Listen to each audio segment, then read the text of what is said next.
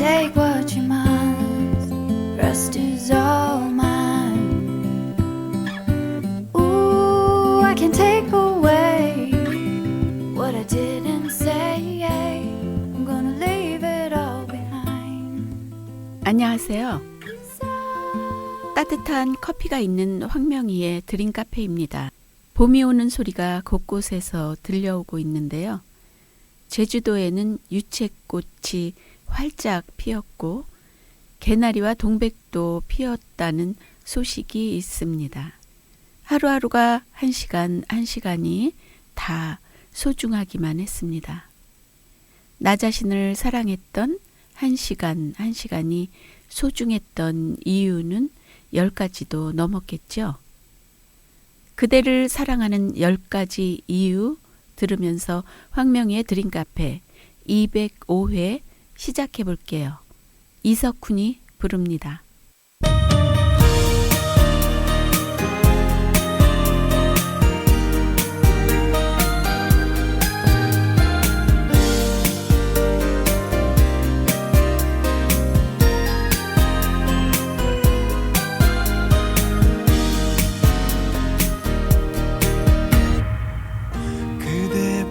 소리로 자장가를 불러줘요.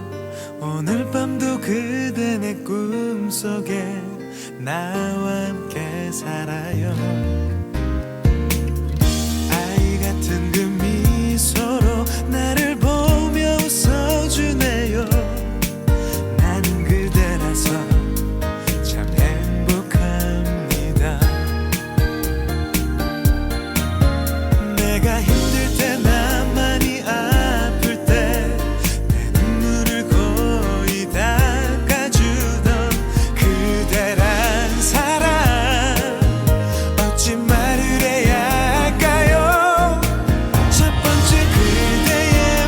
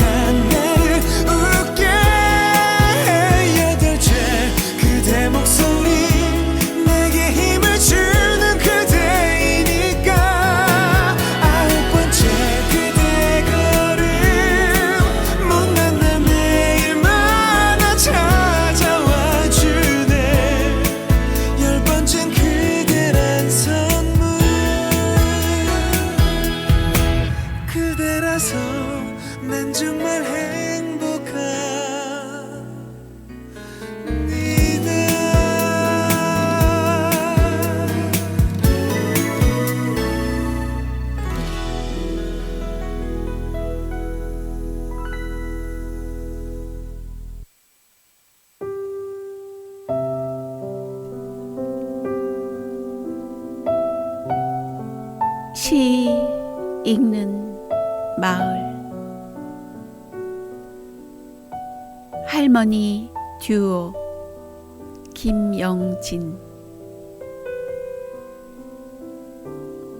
목욕탕 다녀오시나 두 분 할머니. 껍질 벗긴 삶은 달걀 마냥 하얗고 맑은 얼굴로 도란도란 걷는다. 동생, 이제 집에 가면 뭐 할란가? 뭐 하긴요, 시장에나 갈라요. 장에는 뭐 하러 갈라고 그런가? 영감 팔러 갈라 그래요. 엥? 얼마에 팔라는디? 5천만 원만 주면 팔라고 그래요. 오메야, 팔릴란가 모르겠네. 그란디 그 돈 받으면 어디다들 쓸라고? 1,000만 원짜리 영감 있음 바꿀라고 그래요. 목욕 바구니 든 두 분 할머니. 구부러진 등 위로 햇살이 깔깔깔 빛난다.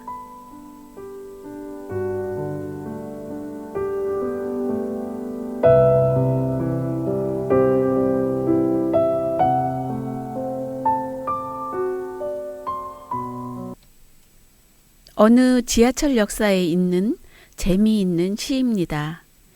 영감님을 5천만 원에 팔아서 1,000만 원짜리 영감을 사면 4천만 원이나 남으니 참 많이 남는 장사네요.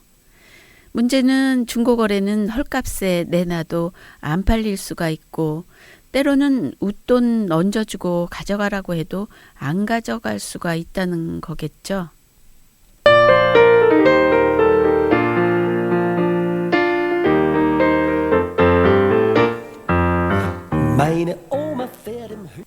내가 알고 싶은 궁금한 이야기.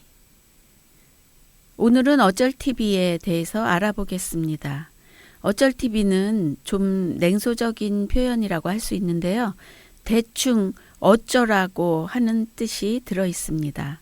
대체로 초등학생들이 많이 쓰는 신조어인데요. 풀어서 이야기한다면 어쩔TV는 어쩌라고 가서 TV나 봐 라는 말의 줄임말이라고 합니다.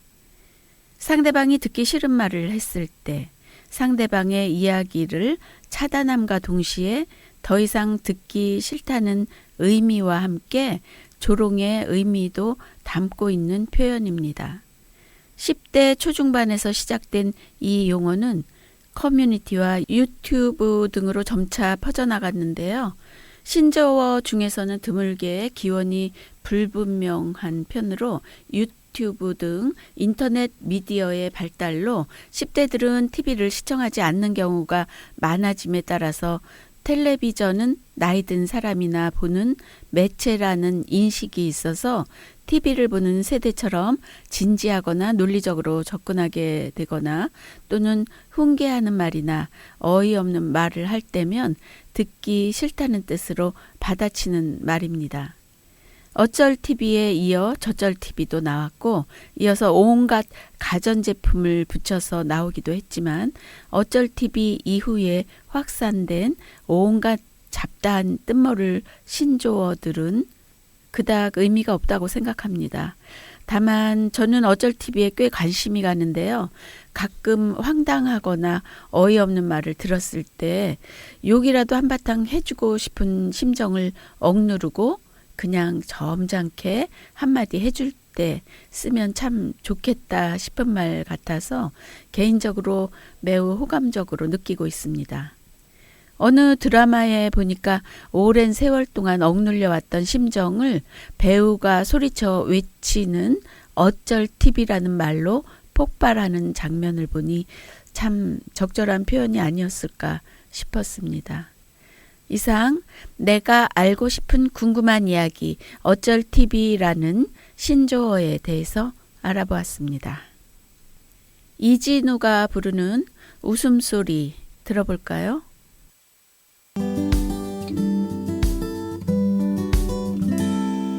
또 쉽지 않은 하루를 마치고 아무도 없는 작은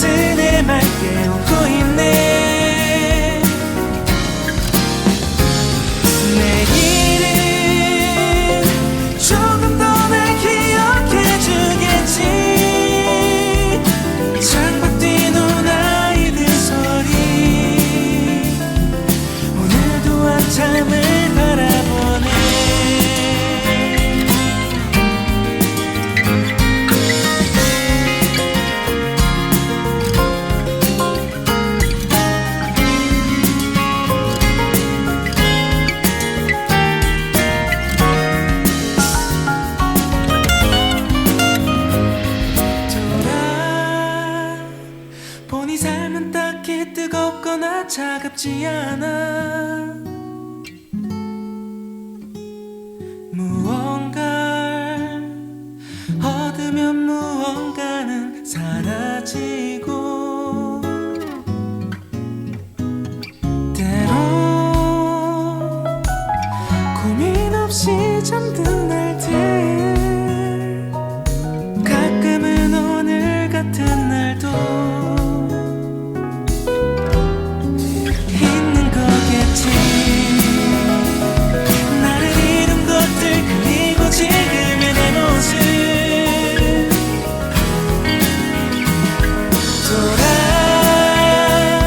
돌아갈 수 없는 그곳에 내 말 배우고 있네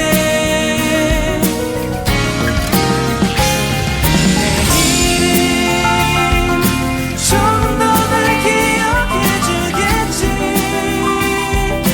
창밖으로 아이들 소리 오늘도 한참을 바라보네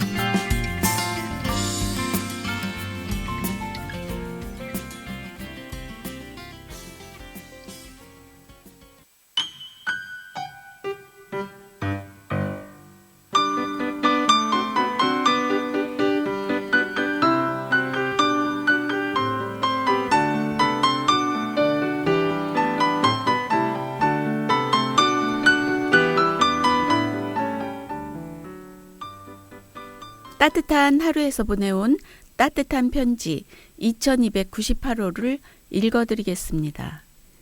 그녀가 즐거운 이유. 어떤 구두가게에서 늘 밝은 표정으로 열심히 일하는 여직원이 있었습니다.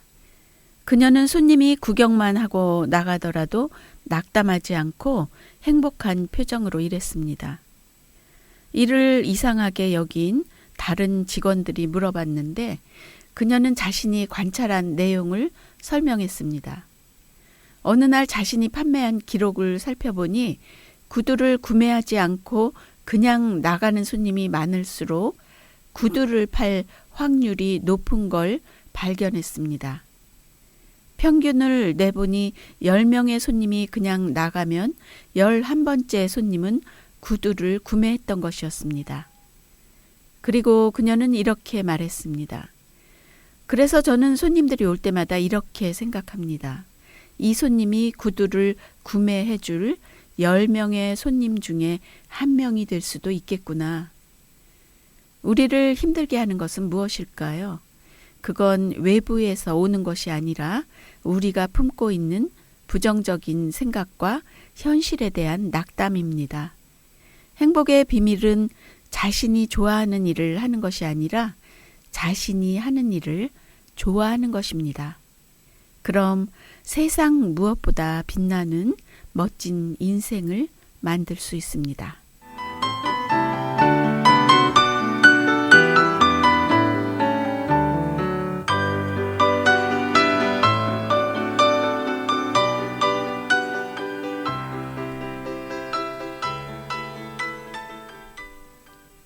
오늘의 명언, 그곳을 빠져나가는 가장 좋은 방법은 그곳을 거쳐가는 것이다.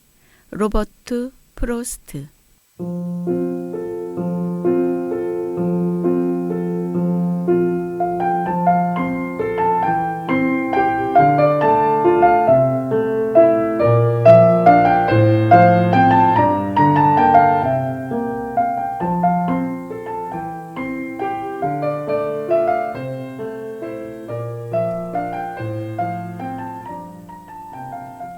그때 그 영화. 얼마 전 전원일기의 출연 배우들이 다시 만나서 전원일기 드라마의 추억을 회상하며 회포를 푸는 프로그램인 김 회장네 사람들이란 프로그램에서 돌아가신 응삼이 역을 한 박윤배 배우의 AI를 만나는 장면이 매우 놀랍고 감동적이기도 했는데요. 그래서 오래전에 한번 소개해 드린 적이 있는 영화를 다시 한번 소개해 드릴까 합니다. 박윤배 배우의 AI처럼 죽은 사람의 AI를 소재로 한 영화 당신과 함께한 순간들입니다. 2017년 10월에 개봉한 당신과 함께한 순간들의 감독 마이클 알메레이다는 인공지능으로 만들어진 동반자가 인간의 기억을 보완하고 대체한다는 아이디어가 매력적이었다고 말했는데요. 가족과 기억이라는 보편적 정서를 인공지능 홀로그램을 통해 재현해 보여줍니다. 연극에서 마조리 역을 맡았던 로이스 스미스가 영화에서도 같은 배역을 맡았고 우연한 방문객으로 61회 아카데미상 여우 조연상을 수상한 지나 데이비스가 딸 테스 역으로 베이비 드라이버에서 버디 역으로 국내 관객들에게 얼굴을 알린 존 햄이 젊은 시절의 마조리 남편 월터 역으로 플레이어로 50회 골든글로브상 나무 주연상을 수상한 팀 로빈스가 테스의 남편 존 역으로 출연하여 열연하였습니다. 이 영화는 필리처상 후보로 지목된 조던 해리슨의 화제가 된 연극 마조리 프라임을 원작으로 하여 만들어진 영화인데요. 삶과 기억에 관한 섬세하고도 아름다운 고찰을 담아낸 지적이고도 감성적인 영화로 평가받고 있습니다. 함께했던 가족의 죽음이라는 상실의 아픔을 치유하는 영화로 가족의 일상을 기억에서 끌어내고 추억하는 과정을 통해서 우리의 내면에 있는 잔잔한 감성을 끌어올려주는 영화입니다. 이 영화는 우리는 늘 다른 사람의 삶에 대해 이야기하지만 결국 자기 자신에게 일어난 다양한 경험들 속에서 자신만의 감정을 느끼고 누군가와 함께했던 기억을 간직하고 산다는 메시지를 전하고 있습니다. 이 메시지를 전하기 위해 작가는 독특한 소재를 사용하고 있는데요. 기억을 잃어가고 있는 85살의 마조리는 먼저 세상을 떠난 남편의 젊은 시절 모습으로 복원된 인공지능 홀로그램인 월터에게 자신이 기억하고 있는 순간을 이야기하며 불완전한 추억을 공유하게 됩니다. 딸 테스와 남편 존은 인공지능 월터에게 마조리가 기억하지 못하는 새로운 이야기들을 전해주고 월터는 이 정보를 입력해서 그 사람에 대해서 더 많이 알게 되고 그 사람에 대한 정보를 업그레이드하게 됩니다. 마조리가 세상을 떠나자 딸 테스는 마조리의 인공지능 홀로그램을 만들어서 대화를 합니다. 테스가 죽자 남편 존도 역시 테스의 인공지능 홀로그램을 만들어서 대화를 하고 존이 죽자 마조리와 테스와 존의 홀로그램들이 그들에게 입력된 기억 정보를 가지고 서로 이야기를 나눕니다. 마치 살아있던 때의 그들인 것처럼. 인공지능들이 서로의 불완전한 기억들을 공유하고 채워가며 정보를 업그레이드 시키면서 인간의 삶을 대신 살게 됩니다. 우리가 예전에는 공상과학이라고 부르던 것들이 지금은 4차 산업이라는 현실로 다가왔고 하루가 다르게 발전해가고 있습니다. 먼 미래라고만 생각해왔던 소설과 영화에서 보여준 세계가 이제는 현실화되어 우리의 눈앞에 펼쳐지고 있습니다. 4차 산업 또는 미래 공상과학에 근거한 영화 AI나 블레이드 러너 2049, 아이로봇, 마이너리티 리포트 같은 영화들이 이제는 우리의 상상 속에서만 존재하는 것들이 아닌 실현 가능한 미래 또는 현재가 될 수도 있습니다. 우리는 이미 우주 정거장으로의 여행이 현실화된 시대에 살고 있으니까요.